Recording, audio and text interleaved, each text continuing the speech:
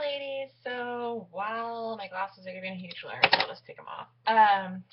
So I have not been on here for what seems like forever, but I promise you, nothing too exciting's been going on. I'm just using YouTube Capture for this video because it's not going to be anything elaborate or special. Just kind of wanted to get on here, let you all know I'm still alive, and kind of where we're at right now. So today is cycle day 16, and I'm fairly certain I had a positive OPK on cycle day 13. I know if y'all watched my last video, you know I said I wasn't going to use OPKs, and we are going to do more relaxing stuff, blah, blah, blah.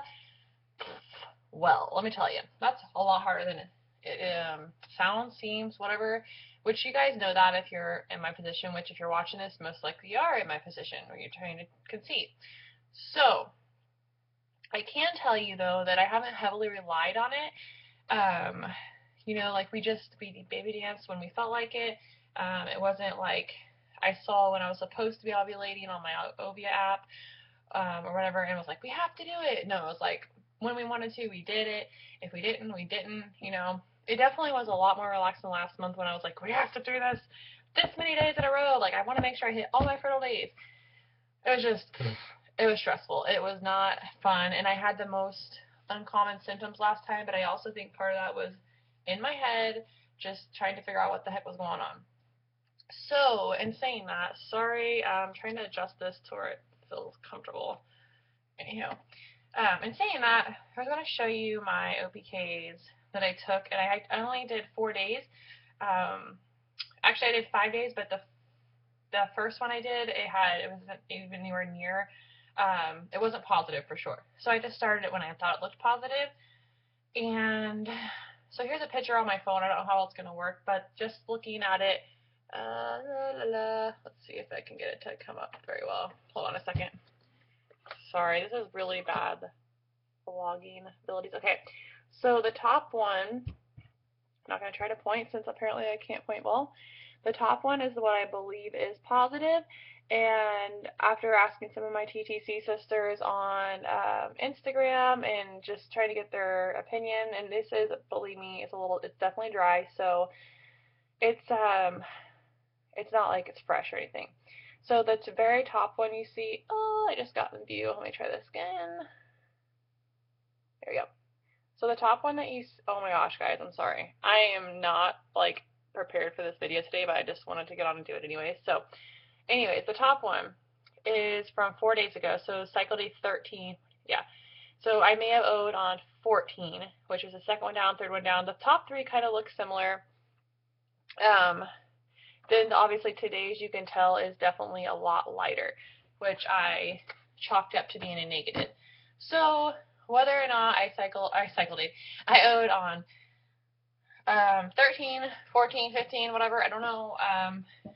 I'm just going off of cycle day 13 because from the research I did recently online, it did say that it doesn't matter how long your surge is, the first time you see an OPK is when you're most likely going to be getting your ovulation is going to occur 12 to 36 hours after your first positive. It doesn't matter if it stays looking positive for 2 or 3 days. It just depends on when that first one occurred. So, kind of what I'm going off of right now. I wanted to update you guys on a couple other things too that were not TTC related, because it does affect me, and it has to do with me and my body.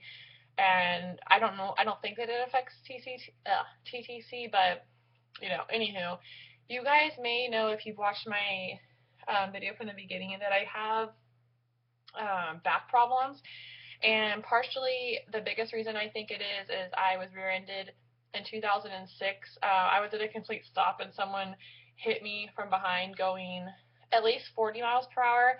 So on my left side, which is your guys' right side, is where the most pain has been. Basically, I whipped my head to the right when it happened, and so I think that's why this side hurts so much. But it was mostly like my neck and my upper back.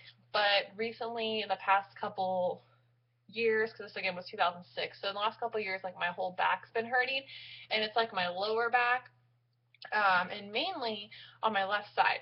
So I'm not really sure if it's all to do with that, but also I was a very, very active pole vaulter and triple jumper and long jump, but I think my punch leg in long jump was my right foot. I can't remember now. But in pole vault and long jump, my main punch leg, or triple jump, sorry, my main punch leg was my left leg. So like triple jump, I had to go left, left, right. So the left leg was getting the most impact. And in pole vaulting, I would punch with, yeah, I would punch with my left arm, my left leg, and then, yeah, something like that.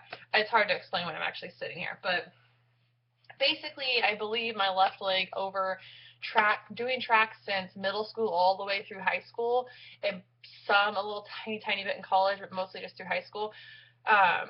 It had a lot of impact on my left hip and my left leg. So basically, I've saying basically a lot, sorry, but basically I've been dealing with my lower back on the left side has been the worst. It has migrated to the right because it's trying to compensate for my left side hurting, I believe, but it's going down into my hip, which I don't know if I can, oh my gosh, if I can move what I'm sitting on, first of all, but like right here on my hip area, and it goes down into my gluteus maximus, and then sometimes like down all the way almost to my kneecap. And so sorry, just knocking stuff over. My chiropractor thinks it may be and she had to write this on a sticky pad because I have to take this to my doctor, my sacroiliac joint. I don't know if you can see it. Yeah, that thing, and lumbar, which is basically your lower back. But those are the portions that I'm having, she thinks it might be stemming from. So I have to get x-rays done on my lower back, basically, so they can see those areas. And if they don't see anything on the x-ray, then she wants to order an MRI. So I'm stressed about that. Not to mention, every single day I am in pain. It hurts, like, it really hurts. And I work standing up or sitting down. I have a stand-up station at work, so I can stand or sit, but I honestly cannot get comfortable in any position all day at work. I can't even get in any, like, mostly time, the only time I can get a comfortable position is at night in bed, if I'm laying in a comfy bed. Otherwise, if I'm driving, I'm sitting in a chair, I'm sitting on the couch, I'm walking, like, it's pain, and it really is frustrating. And TMI, not that there is TMI in our community, but TMI, like, it can be really painful when we're BDing too, because just my hip is sore and it can only go, I don't know, it's hard to explain, but I've never really worried about it. But now that we're actually, actively trying to conceive, I'm worried that this is going to affect, like, our chances. And then if I do get pregnant, I mean, pregnant women have back problems all the time anyways. That's normal and it's natural. But, like, with this on top of it, I'm kind of worried. Not that I would ever stop trying because of it, because I want this so bad. I don't care, like, obviously, as long as that's not endangering, like, my life, which it's not. It's not that serious at all. So I have that going on, which I'm trying to get x-rays done tomorrow.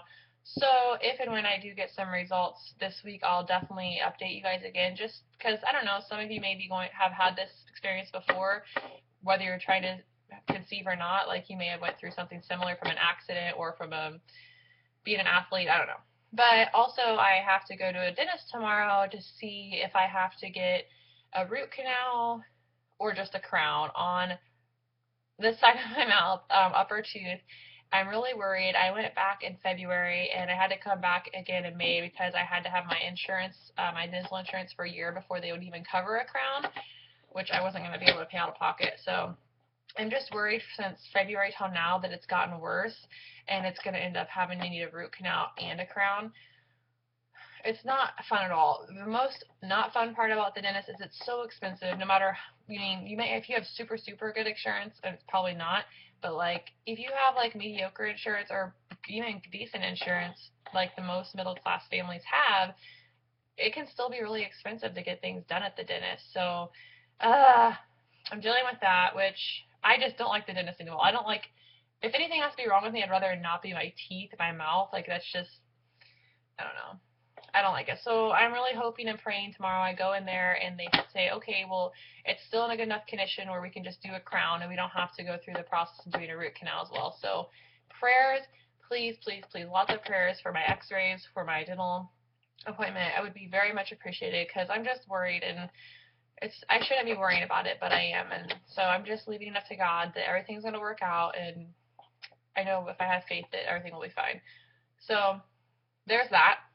And oh, next thing I was kind of going to go over is, if you guys have any recommendations for vlogging cameras, please let me know. I have asked my TTC sisters on Instagram, so some of you that are watching this may have already answered me or seen my question on Instagram. But I am getting some recommendations. I've heard a lot about Canons being, I think it was Canons being a good option. I want like a digital camera. I have this right now, a video camera, which it is still in really good shape. It's about 5 years old though, so it's a video camera that does this. This is what I vlog. Oh, that's nice. This is what I vlog all of my videos on, if it's not on my laptop or I'm not sitting here, or my desktop, which you've probably seen this in some of my videos. But we want to sell, we're thinking about selling this and my husband's digital camera, if he'll let go of that, on eBay, and then put that money towards a new vlogging camera that we can use for both pictures and video. So if you have any good suggestions for any good vlogging cameras, I'm always up for that. We took my niece to get some Mother's Day pictures done for my sister-in-law and my mother-in-law, and I'm so excited. Like, I don't know if you're gonna be able to see this, but I'm gonna try to show you. My photographer, she sent me a picture of her computer, so it's got like the weird lines through it. But she said model in the making, and let me see if I can get this to come up or not.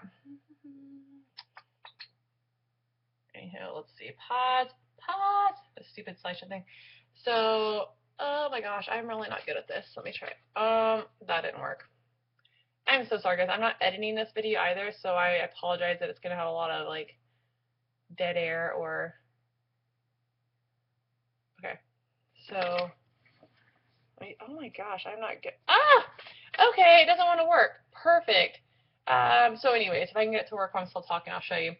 She's so cute though, and it was so fun because it's a surprise, and I'm horrible at keeping surprises. So the fact that I went 48 hours like this, or 24 hours without telling them is perfect. Awesome. I'm proud of myself. Anywho, stop. Okay. I'm going to try it one more time. Look at her. Oh my god. I'm partial because, you know, it's my niece, but she's so cute. So we're going to get those and give them to him for Mother's Day. And I'm also hoping by Mother's Day we may have our BFP, fingers crossed, legs crossed, toes crossed, everything crossed.